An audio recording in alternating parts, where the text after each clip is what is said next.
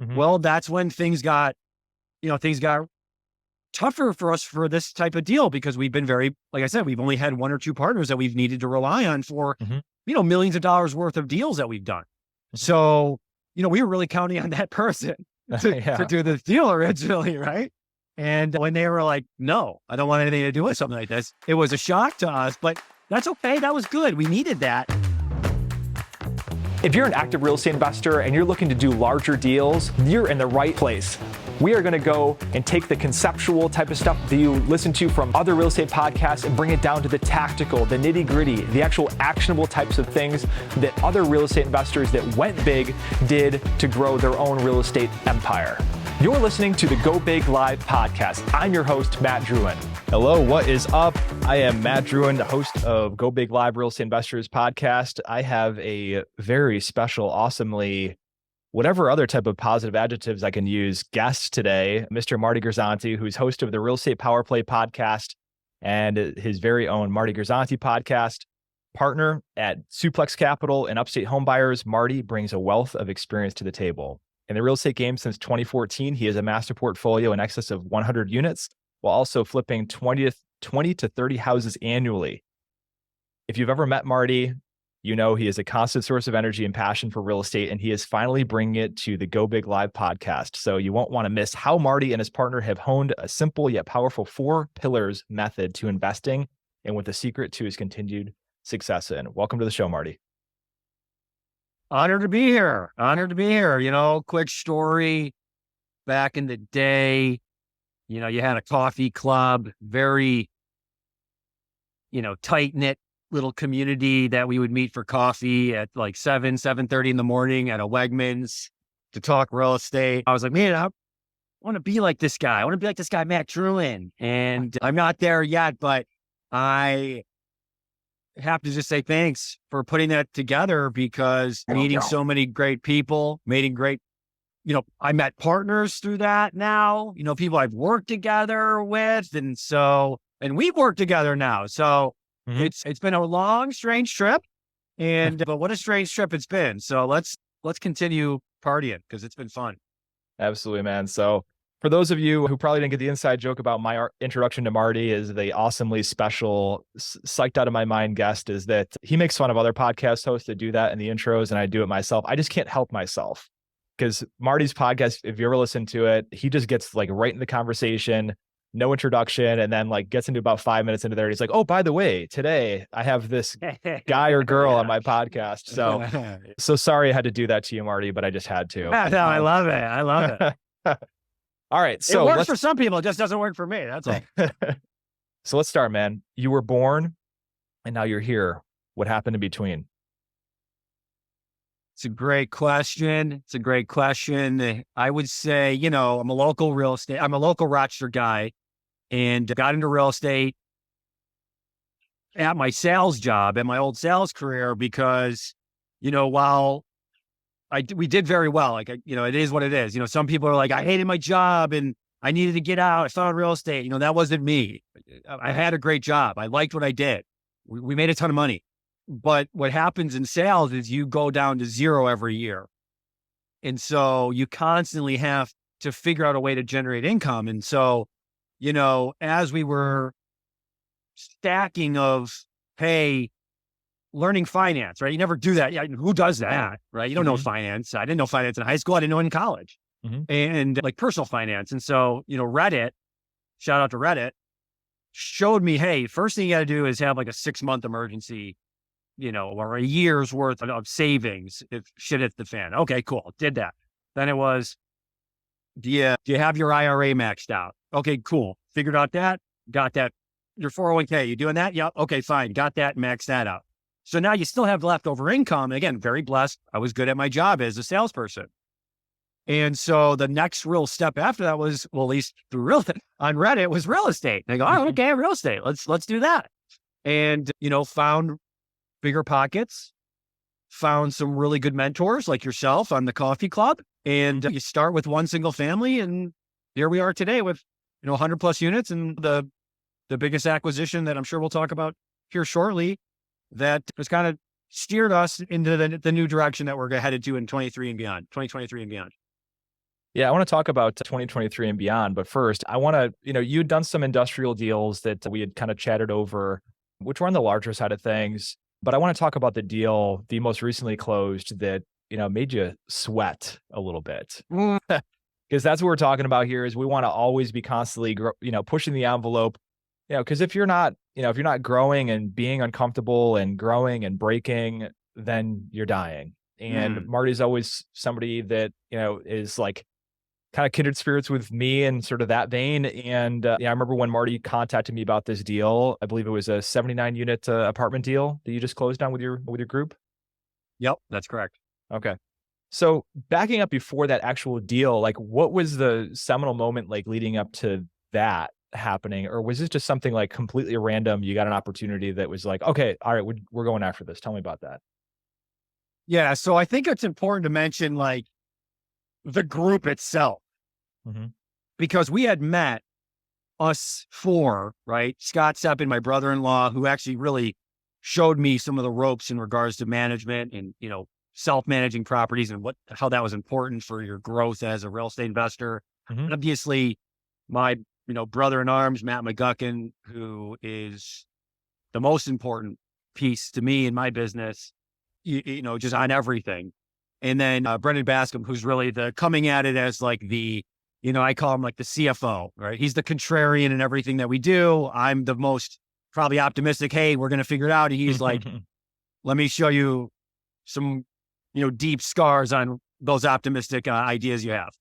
So we would meet for a year. And I say that because sometimes it takes a year to really find the right partners. And once we've figured out, okay, where are our strengths and weaknesses as a group, we felt very confident. Hey, we're the marketing guys, right? Matt and Marty, we'll find stuff. We'll put it out there. Scott with the management background and has a team, has those systems in place. And then Brendan obviously is a world-class due diligence. If he wasn't a little bit on the wild spectrum, he would be an attorney if he wasn't just so risky in a good way. So, because it's risky doing business, right? It is what it is. But so having that group, it allowed us to have a lot more confidence in finding stuff that's bigger like this. And so I think things are just comes, at perfect timing, right? So once you have a perfect group, you get perfect things that come across your desk. And this wasn't by all means perfect, but it was exactly what we needed to take down at this time to learn this business. So this was a off market, on market. And so it was started off market. We got to first look at it. We got to really see it, I think, before a lot of people. And that was helpful so that we were confident with making that offer. Because, you have to, I think, have some sort of, what's going to be your secret for this? What's going to be like your little secret sauce to maybe take this down? Well, I think it's seeing it first. So I think seeing it first, getting the time, a little more time to do the due diligence so that when offers, were being taken, we were confident with the offer that we were able to give. And so I think a lot of people maybe not always have enough time. This is a big purchase, 5.5 million, 5.6 million. You really, some people take a long time for those types of things, right? So I think we had like an extra week to do it. That extra week, I think, was very valuable. And for us to be able to take that initial first step and get it under contract. Okay, let's back even further from there because I want to reference the ownership group, right? So this was a group of individuals that you were meeting with on a regular basis far in advance of this opportunity ever coming across your desk. Yeah, no doubt. Yeah. And so we all have like similar spheres of interest and influence. And Brendan comes from, I remember, it's so funny. He was in the newspaper back in the day for the tiny houses, right? And he's like, I did one tiny house and I became the tiny house guy, right? And this is important for the people listening. The best part about this deal is my partnerships that I have now with these guys. Like this deal is going to work out. Like we're going to figure this deal out, right? But if you could have told me 2 years ago, hey, you're going to be able to do deals with Brendan Bascom and Scott Sepp, I would be like, that's amazing. This is awesome, right?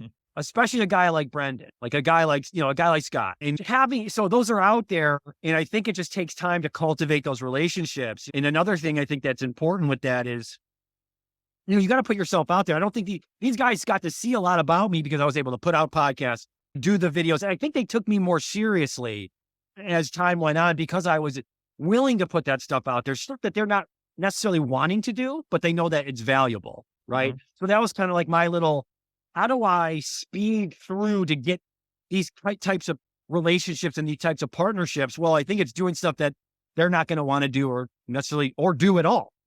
So that I think was attracting in a way, I put it out there. Hey, I want this. I need to find the people that can do that, right? Because I don't know how to do most things, but I know how to find the people that do, right? The who, not how type method. And yeah, the partnership is the most important part to me. I don't, the 79 units, great. And all the other deals that we're going to do is great, but that core group is really what means a lot to me. Yeah, absolutely. I totally agree. So let's talk about the actual deal opportunity itself. This came to you, quote unquote, off market. For those of you listening who aren't really familiar with how the commercial real estate business works, is that commercial broker gets a listing agreement signed. They don't put it in the MLS. They, start shopping it out to their network, people they've done deals with before, people they know they're looking for this type of product. And so how did this come to you? How did that relationship how was this broker even aware of you guys, and how this came to you? So we worked with an agent who got us in there and, didn't know anything about the building, but hey, let me show you something that isn't on market, right? And, there are some similarities with the properties that we own right now in that, area, in that 14607 zip code that my family owned. And I'm like, hey, look, I live here. I run by this building every day. Let's take a look. And I think mentioning those things to the broker and the agent in the beginning, I think were helpful. Like, hey, we literally have stuff right here. We have, 30 units right in this little ventricle of the city. This is something that we're very familiar with. We know the tenant base. We know this property type. We know the vintage. Like, we're excited about something like this. So I think that was helpful. And, but yeah, I think it was really just putting it out there. And I think a lot of it was just putting out, hey, we're looking for stuff like this. Hey, we're looking for stuff like this. Agent finds it and goes, hey, this is something you guys have been talking about. Let me get you in. And I think it was as simple as that, truly. Okay, so let's take this step forward a little bit. So you got this deal under contract. We can go into like how you came up with the price and that sort of thing later during the Q&A, but I kind of want to get into like, the next big hurdle with these types of deals is the capital raising side of things. So tell us about the capital stack in terms of like, okay, your total, acquisition plus maybe CapEx, whatever was, this amount was in bank financing, and this is the amount of equity we had to raise, and kind of all that. Yeah. So the first initial was we had to put down like $100,000, and that was split up between the 4 partners. And so after that, but we were in communication with banks, right? And this is really where Brendan is, really, this is his wheelhouse. So he's had many partnerships with different banks over the years. Him and Scott. Actually, Scott was also critical with this because, next year is the bank we used. And so the guys at next year were at Northwest, I think, was that it? Northwest. And so Scott and Brendan, they were doing some stuff with their REIT, right? This business they had in the beginning. And so having that connection, I think, was really important because next year, not only is a very aggressive bank, but they headhunted those Northwest guys. And so they had the familiarity. They knew that, we were serious, and no other banks even came close to what next year was able to give us, which is 80% loan to value on that $5.6 million purchase. It started at 6.25 interest rate, didn't end there. I can tell you that much. Started there. And they were, when I was telling people those terms, this is going to sound a little crazy, but when I was telling people those terms, they go, is that a publicly traded bank? Because I'm going to short them. And I go, look, they see that this is a valuable asset with a great team. And I think it was, again, it was having that was a really big piece of the puzzle. And then the next step was raising that, $2 million. And that became a lot harder than we initially anticipated. That is for sure. Mm-hmm. So yeah, there's this mantra out there that in the residential space, right, that if you have a deal, the money will come. When you're raising equity capital and that sort of thing, it's not that easy. Were you surprised by that? Yes, I was very surprised. And because you're right, geez, how many meetups and events have I gone to that even specifically for multifamily and commercial, it's like, the money comes when you have a good deal. And we thought we have a really good deal. We thought we had a very unique way of differentiating ourselves with this property. We had a really great business. We still do, but we have a really good business plan for this property that I thought would resonate. And, I think it has to do with a little bit of this is our first one. And I think, our bread and butter has been, we'll turn your money over in six months, right? With our flipping background. So that transition from, hey, instead of it being 6 months to a year, we kind of need you for, 2.5, 3 years to be in this deal. And so I think that was just it wasn't necessarily what worked for my current clients, my current investors. So we had to get creative. And, at first we didn't want to have to give up equity, right? No one wants to, but, having that phone call with you and, going further down the road of, raising this money, and now all of a sudden the $100,000 is hard, right? You got to do what you have to take it down. And I'm happy we did. I'm honestly happy we did, because now we have a really strong investing partner who is very hungry for more deals like this, who can then just had a conversation. Hey, we'll fund the entire transaction next time. We don't have to worry about banks, right? So yes, to answer your question, was definitely more difficult than I initially anticipated. So let's talk about how you pieced this out. So, you started trying to cobble together the capital for multiple investors. And what happened? You maybe got some buy-ins, and then you stumbled across this one contact that, agreed to put in the entire 1 point whatever million amount. Yeah. So good question. So originally we had a meeting with like a private equity firm that had mentioned that, hey, we can write the whole check, the 1.1. Okay, great. Why do I want to cobble up 10, 50 or $100,000 checks and work that way if I can just get, one guy, right? One company. And then after meetings and then the numbers that they were giving us, I think they wanted 18%. So they want not just 18, 19% equity, but they wanted 18% of their money as well. So that was painful. And we were even contemplating it at some point. We were like, all right, so if we run this numbers and in 3 years, we'll all have to put in, 80 grand, as a cash in refi. And if you're already structuring a deal where you're doing a cash in refi, it's probably not a good idea. Right. And you can sell yourself and say, well, 80,000, it's 79 units and we'll have it forever. But again, we're sure to make money, right? You got to make money, all this work.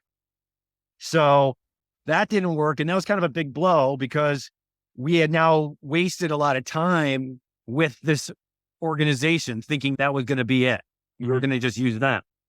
So now the time is ticking and the bell's going to start ringing on, hey, get to the closing table. And then we just went hard. And I mean, hard on the phones, calling, letting people know. And this was not a waste of time at all, because when you're doing that, you can put these folks into a spreadsheet where if it doesn't work this time, letting them know that this is what you're doing, I think has a ton of value. So, but you just want to organize it so that it's not a waste of time, have it all in a nice little spreadsheet and keep up on them. Hey, just let you know, we closed, right? And like, we really did it. You weren't a part of it this time and no problem. Still love you. But next time around, if you do want to be a part of something special, we're open to that. Right. But no, we are able to finally find the right team on the financing side. And, again, kudos to Brendan and Scott, because and we did have a relationship as well. We had worked with them in the past. But certainly Brendan was the factor in how we got the money. But yeah, we had to raise some money ourselves, just our own, because they're going to do they're backfilling in the money. So we still have a big chunk in there. But as the backfilling occurs, we've been able to, take our piece out and everybody's able to now enjoy the fruit of this building. So is this sort of like a bridge facility or something like that? Because it sounds like, are you still raising capital for this deal today, trying to back the equity or what? No, that it's already written out in the operating agreement. Everything's good to go.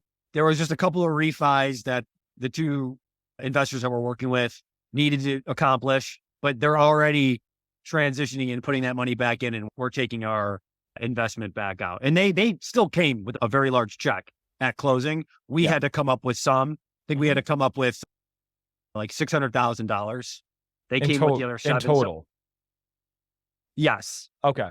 So split across four people. It was a little bit of an easier lift, but probably not what you had envisioned going. No, it never is. But it was more of, hey, this is the way it gets taken down. So, we honestly I had to do a personal guarantee.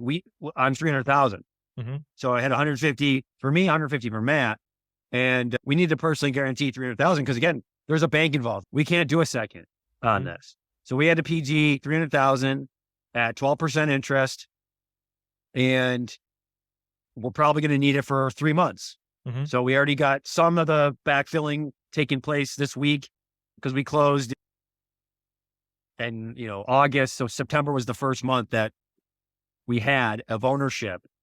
And so, yeah, that was fine. In my opinion, it's like, hey, look, we had to borrow 300,000 at 12% for, 3 to 4 months. It is what it is, to get the deal done. So, but yes, they're just backfilling it currently and to get it done. All right. So that's really interesting, right? So a couple of tokens of little gold nuggets here, right? Is that all those calls you made out there melting the phone lines, which I know you were calling everybody around town because people were like, hey, take a look at Marty's deal. I was like, oh, he talked to you too. So yeah.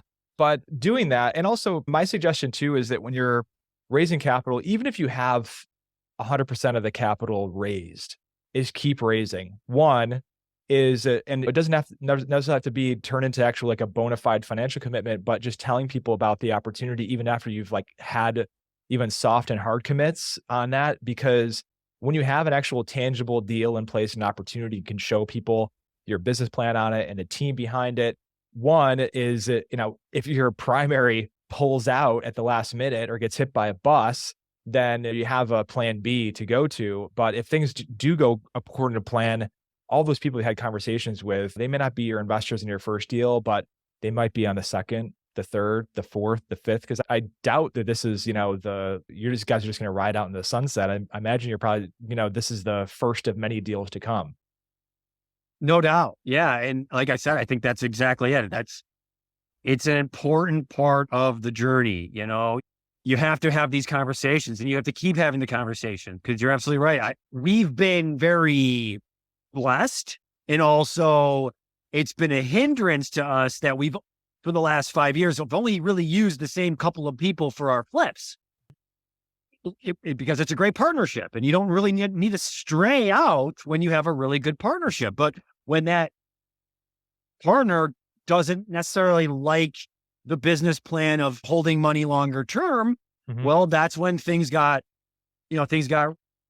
tougher for us for this type of deal because we've been like I said, we've only had one or two partners that we've needed to rely on for, millions of dollars worth of deals that we've done. So, we were really counting on that person to do this deal originally, right? And when they were like, no, I don't want anything to do with something like this, it was a shock to us, but that's okay. That was good. We needed that because we needed to start branching out because this is a team sport and I would like to work with more people. I love partnerships and I love working with new people. And so, especially as deals get bigger and bigger, we're going to need to do larger type syndications and working with people that, see our vision and want to work with people like us. So yeah, I think it was a necessary exercise for us to take it on. 100%. So I just want to pick on a little bit of that 300 G's, right? So you're like, okay, these people aren't going to be able to contribute the capital in time. They are our partners. We have to backfill, we have to bring some cash to the table. So you and Matt looked at each other like $300,000. All right, what are we going to do? Right. So you got $300,000 in cash from, was it a hard money lender then Yes. that gave you that at 12%? Where'd that relationship come from and how did you sell that? Yeah. I mean, that was not super simple. That was, again, a relationship from previous deals that we've done. And this is why it's so important to use other people's money. Like Matt, you always talk about other people's money. The deal never would have gotten done without our partnership. Number one, Brendan using people for other people's money, me, using this person for other people's money. And then for that 300,000, there was another person that we used because I was like, look, we kind of do have to branch out because we need to be able to, if something were to happen, like you said, somebody, unfortunate situation occurs with that lender, well, where are you going to go? These deals are constantly coming to us. We need to be able to pivot and make sure we have relationships where people want to work with us. So yeah, thank God we had a relationship. We had done 2 flips with this individual. They saw that we were able to do what we do. They followed me on social media. So they knew that this is a real person. Like what he's saying is true and he believes it, right? Everything I say, I believe. And I would rather, what's it called when the samurai puts his knife into his heart? Yeah. It's like, you mean into his guts? Yeah, I would rather do that before I let somebody down on a deal, right? Like before I would lose somebody money, I would sell my house, right? So yeah, with all that being said, that partnership was huge. We needed that money to be able to close this deal because we'd have been able to do it, but it would have gotten really tough. So yeah, having that relationship, having that personal guarantee that, look, we're going to do it. I gave you my business guarantee, Duplex guarantee. I gave you all the guarantees you can possibly have in order to get the deal done. Yeah. So how is this 300 G's collateralized? Was it collateralized by your membership interest in this property, or did they put a first position mortgage on other properties you owned to provide up the equity? No, just straight up, you guarantee you're going to pay me back. Okay. So it was just a PG, like it was pretty much a promissory note. It was a note. Yeah, it was a note. It was a note. All right. Excellent. We're getting close to the top of the show here, but I did want to talk about something because you talk about mindset in your podcast a lot. I have a super weird question to ask you, and I'm okay asking you because we talk about weird things occasionally when we're talking one-on-one, right? Yeah. When you were a baby, were you the type of kid that would just take all of your clothes off and run around naked around your house? Yeah. Yeah, I think so. Yes. Yeah, okay. yeah. All right. So I have this psychological evaluation. So guys, what you have to learn about is that, the naked baby, right, is that you're not going to always have the answers. You just have to, really pursue with confidence and really not care what people think, because I saw Marty sweating through this process. He ended up prevailing. Him and his partnership ended up prevailing. But, I think that sort of thing is don't be afraid to be the naked baby running around. They don't care. They really don't care. What do you say to that, Marty? Yeah, yes, you're going to be in different times a used car salesman. You're going to feel that way, right? But if you know what you're doing is the right decisions and you're going to really be able to create value in the property and you're going to really, it's a no-brainer. It's a no-brainer to work with me. I know that. I know what I'm doing is right. I know what I'm doing is right. And I deserve it.